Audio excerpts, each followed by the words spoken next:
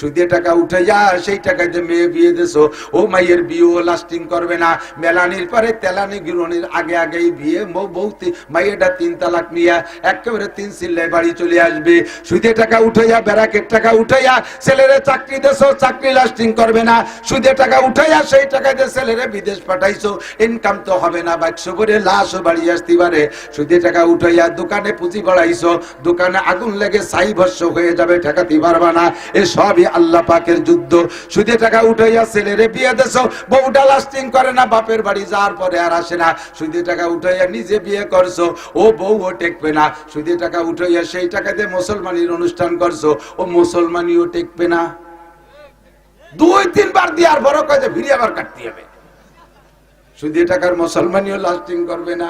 জারুমা বাকি আমিনার রিবা, আল্লাহ কাছে যুদ্ধ আমি করব, আমার সাথে যুদ্ধ করে টিকবি না। 1 নম্বর গুনাহ 70 গুনার 1 নম্বর গুনাহ।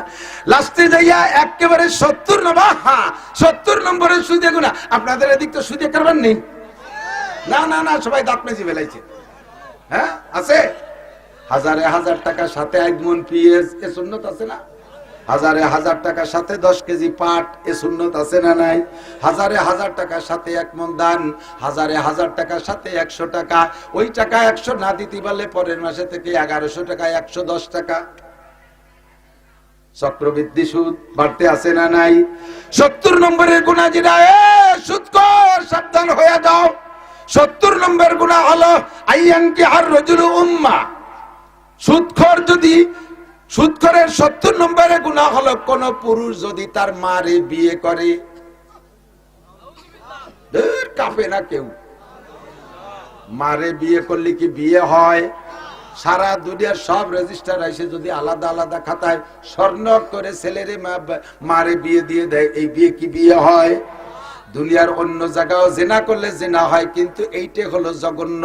এই ভাষাটাই বলা বড় লজ্জাজনক। যেহেতু হাদিসের মধ্যে আসছে, যেহেতু হাদিসে আসছে তাই বলতে সাহস পাইলাম। মাকে বিয়ে করে মায়ের সাথে জেনা করা যেমন, সুদের 70 নম্বর গুনাহটা তেমন। যদি কেউ পারো মায়ের সাথে জেনা করতে, তাহলে সে আজকে থেকে সুদে কারবারের সাথে জড়িত থাকবা। হাসরের মাঠে যখন পায়ের নিচে জমিটা পোড়া তামার মতো লাল টকটকে থাকবে, মানুষ দাঁড়ায় থাকতে পারবে না।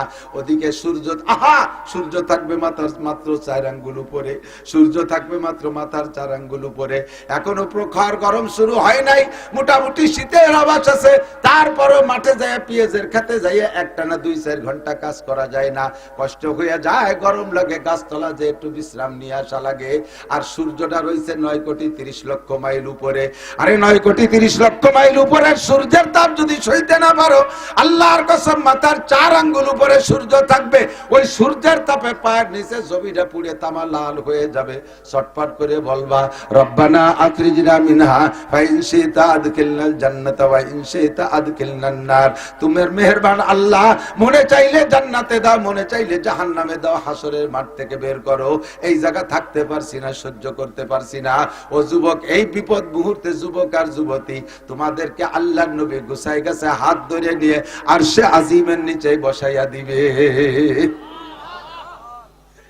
নবী পাক কলিজা ঠান্ডা করার মতো হাউজে কাউসার তোমার জন্য পেয়ালায় করে রেডি করে বসে আছেন। নবী পাক তোমাকে হাউজে কাউসার পান করায় দিবে। নবীকে হাউজে কাউসার দিয়েছে আল্লাহ, ইন্না আতাইনাকাল কাউসার ফাসাল্লি লিরাব্বিকা ওয়ানহার ইন্না শানিআকা হুয়াল আবতার। আমার নবীকে আল্লাহ হাউজে কাউসার দিয়েছেন। এই হাউজে কাউসার নিজি হাতে তোমারে পেয়ালায় পান করায় দিয়া বলবে, হুজুর বলেন, ফামান শারিবা লাম ইয়াজমা আবাদা।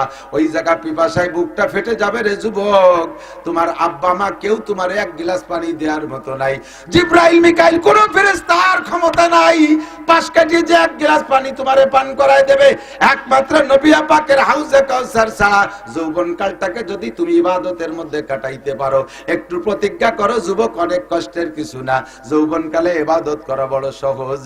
এই সময় শক্তি আছে, সমর্থ আছে।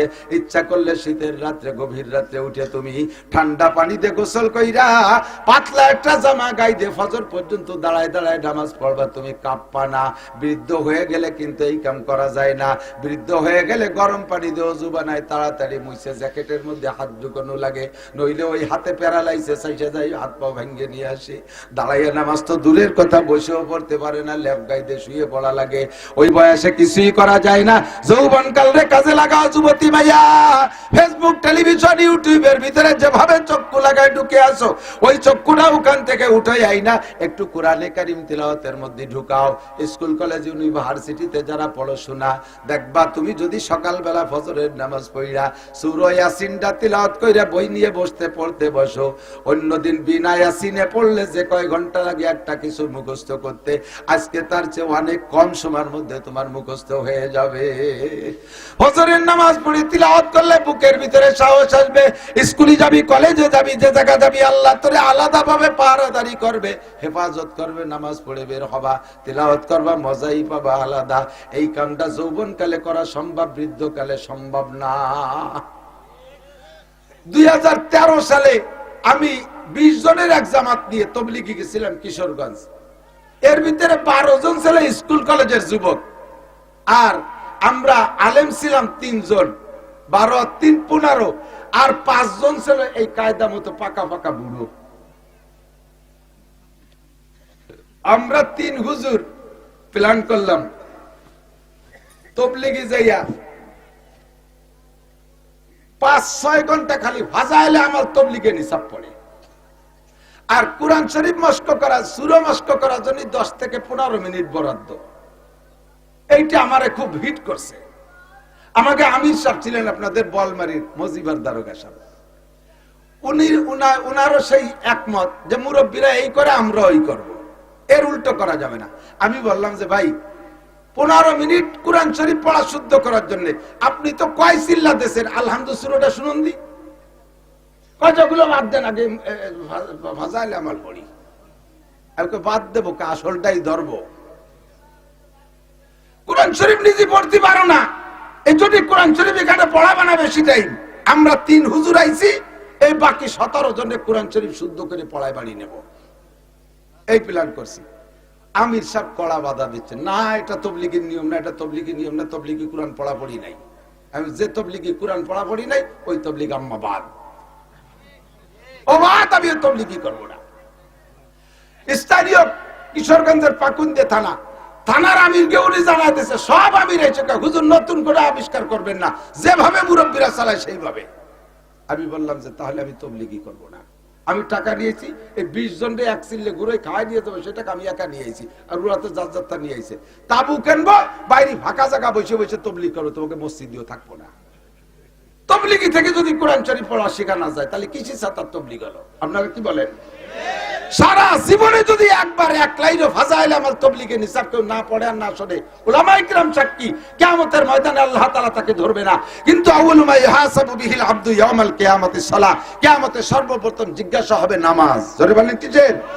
আর নামাজ ভাঙার 19টা কারণের 1 নম্বর কারণ কিরাত অশুদ্ধ পড়া। আর সেই কিরাত জীবন ভরে পড়বে না, ফাজাইলে আমাল 6 ঘন্টা পড়বে। কাকড়াইল ফোন দিলাম যে ভাই আমি তো এই করতে চাচ্ছি, আমি সব ঠেয়। কাকড়াইলতে ফোন দিয়ে কল যে আমি কাকড়াইল পাঠাই দেন, ওটাতে দরকার নেই, শিখেন কোরআন শরীফ। আমরা 3 হুজুর আল্লাহর রহমতে নেমে গেলাম, এই 15 জন নিলাম। আমির সাহেব যাই নেই, পরে ছিল আমির সাহেব সহ এই কয়েকজনকে নিয়ে বসলাম মোটামুটি।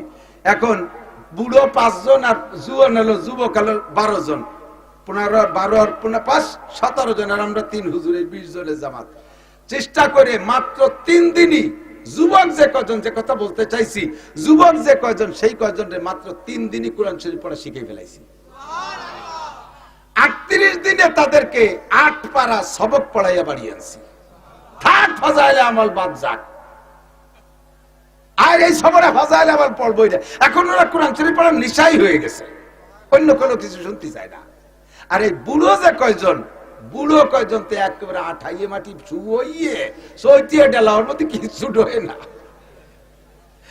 এই বুড়োকে 38 দিনে পারলাম না, পারছি। তারপর কাঁচাই ফেলাইছিলাম, অক্ষর চিনেছি, জের জবর চিনেছি, জজম তাসদিদ চিনিয়ে ফেলাইছি, মোটামুটি শব্দ তৈরি করা প্রায় শিখে ফেলাইছি। আর এক চিল্লে থাকতে হলে একটা সেই নিয়ে আসতে পারতাম।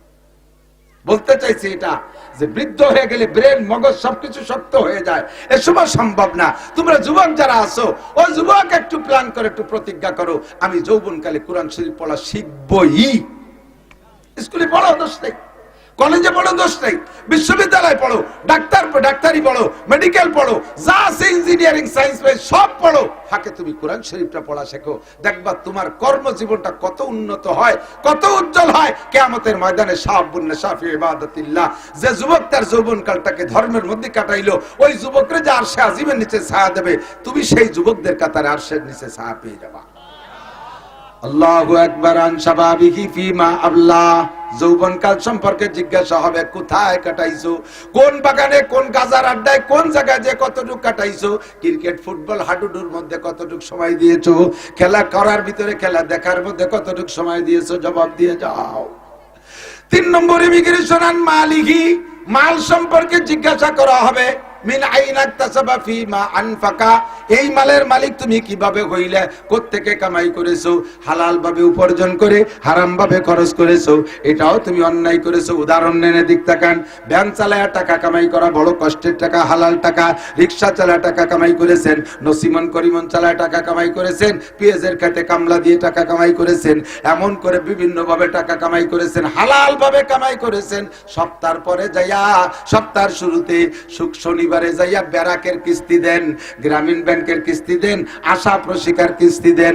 এই কিস্তিতে সুদে দিনা শোধ করতেছেন, কামাই করছেন হালাল ভাবে, খরচ করছেন হারাম ভাবে, আপনি সুদের সাথে জড়িত হয়ে গেছেন। নবী পাক বলেন, আর রিবা সাবউনা জুজআ, সুদের ভিতরে 70টা স্তর আছে, অর্থাৎ সুদের গুনার 70টা স্তর। প্রথম স্তরের গুনাহ হলো হারবুম বিল্লাহি ওয়া রাসূলিহি, আল্লাহ আল্লাহর রাসূলের সাথে যুদ্ধ করা। আল্লাহ পাক রব্বুল আলামিন কোরআনে কারীমের ভিতরে নিজেই বলেন, সুদে সুদখোর সুদদাতাদের সম্পর্কে আল্লাহ বলেন, ওয়াদারু মা বাকিয়া মিনার রিবা ইন কুনতুম মুমিনিন ফাইন লাম তাফআলু ফাযানু বিহারবিন বিল্লাহি ওয়া রাসূলিহি। ও যারা সুদে কারবারের সাথে জড়িত আছো, তোমরা তাড়াতাড়ি ফিরে আসো। জারু মা বাকিয়া মিনার রিবা, এতদিন যা খাইছো আজকে পর্যন্তটা পিছনেরটা ছেড়ে দিয়ে চলে আসো, আর সুদে কারবার করো না। ইন কুনতুম মুমিনিন, যদি তুমি ঈমানদার হও, যদি তুমি ঈমানদার হও। ফাইন লাম তাফআলু, যদি ছাড়তে না পারো তাহলে তুমি ঈমানদারের কাতায় থাকবে না, তাহলে তুমি এবার রেডি হয়ে যাও। ফাযানু বিহারবিন মিনাল্লাহি ওয়া রাসূলিহি, আল্লাহ আল্লাহর রাসূলের সাথে যুদ্ধ করার জন্য রেডি হয়ে যাও। আল্লাহ আল্লাহর রাসূল তোমার সাথে যুদ্ধ করবে। জগতে কেউ আল্লাহর সাথে যুদ্ধ করে জিততে পারে নাই। নমরুদ পারে নাই, ফিরাউন পারে নাই, কারুন পারে নাই, হামান পারে নাই, সাদ্দাত পারে নাই, আবু জাহাল পারে নাই, আবু লাহাব পারে নাই, উতবা সাইবা কাফেররা কেউ পারে নাই। আল্লাহর সাথে যুদ্ধ করে তুমিও পারবা না। আমার আল্লাহর যুদ্ধ করতে অস্ত্র কামান লাগে না। আল্লাহ পাকের যুদ্ধ করার মাত্র একটা বোমা, বোমাটার নাম হলো কাপনুন পেশকুন। কোন বলার সাথে সাথে হইয়া যায়। সুদে কারবারের টাকা নিয়ে পেঁয়াজের খেতে লাগাইছো, ভরা পেঁয়াজ পাইকে গেছে, পেঁয়াজ উঠাবা, তার আগে মাত্র 3 ঘন্টা বৃষ্টি দিয়ে পুরো মাঠের পেঁয়াজ ডুবাইয়া পচাই দিতে পারে কি পারে না?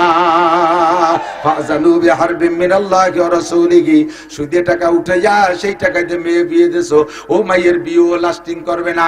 মেলানির পরে তেলানি গিরনির আগে আগেই বিয়ে, বউতে মাইয়েটা 3 তালাক নিয়ে একেবারে 3 চিল্লায় বাড়ি চলে আসবে। সুদে টাকা উঠাইয়া, ব্যারাকের টাকা উঠাইয়া ছেলেরে চাকরি দেছো, চাকরি লাস্টিং করবে না। সুদে টাকা উঠাইয়া সেই টাকা দিয়ে ছেলেরে বিদেশ পাঠাইছো, ইনকাম তো হবে না, 2200 করে লাশও বাড়ি আসতে পারে। সুদে টাকা উঠাইয়া দোকানে পুঁজি বাড়াইছো, দোকানে আগুন লেগে ছাই ভস্য হয়ে যাবে, ঠেকাতে পারবা না। এ সবই আল্লাহ পাকের যুদ্ধ।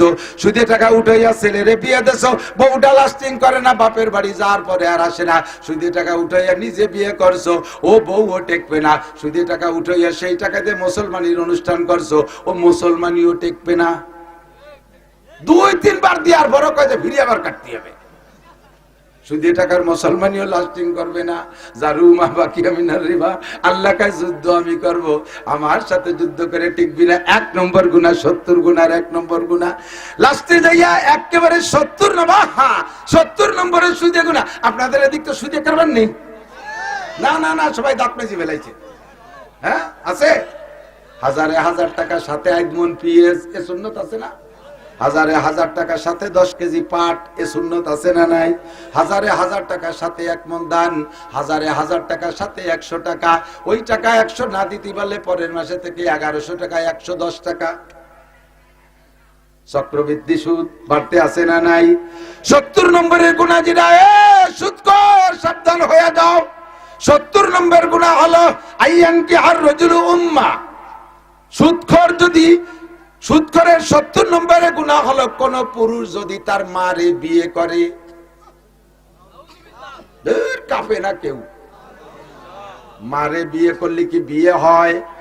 সারা দুনিয়ার সব রেজিস্টার এসে যদি আলাদা আলাদা খাতায় স্বর্ণ করে ছেলেরে মারে বিয়ে দিয়ে দেয়, এই বিয়ে কি বিয়ে হয়?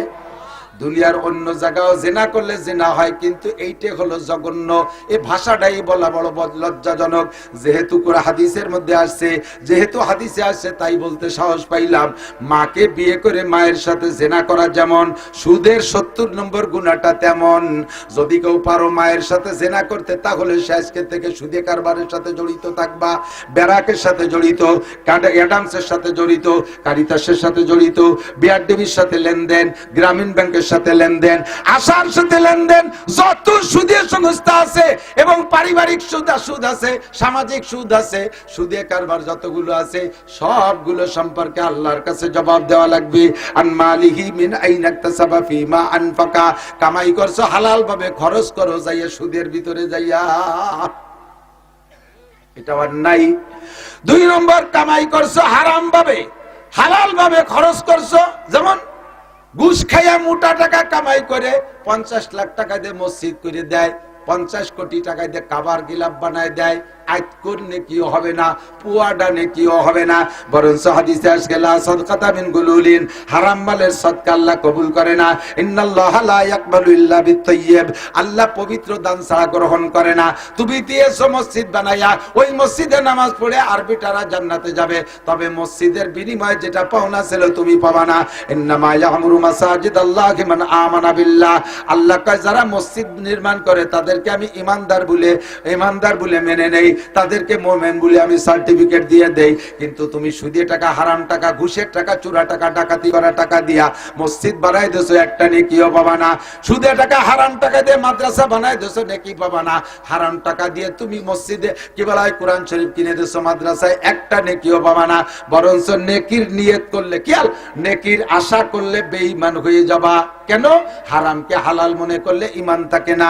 ক্বালান নবী সাল্লাল্লাহু আলাইহি ওয়াসাল্লাম মা আমানা বিল কুরআনে মান ইস্তাহাল্লা মাহারিমাহু, কুরআনে যাকে হারাম বলছে তাকে যদি তুমি জায়েজ মনে করো, কুরআনে যাকে হারাম বলছে তাকে যদি হালাল মনে করো, কুরআনে যাকে না জায়েজ বলছে তারে যদি জায়েজ মনে করো, তাহলে তুমি বেঈমান হয়ে যাইবা।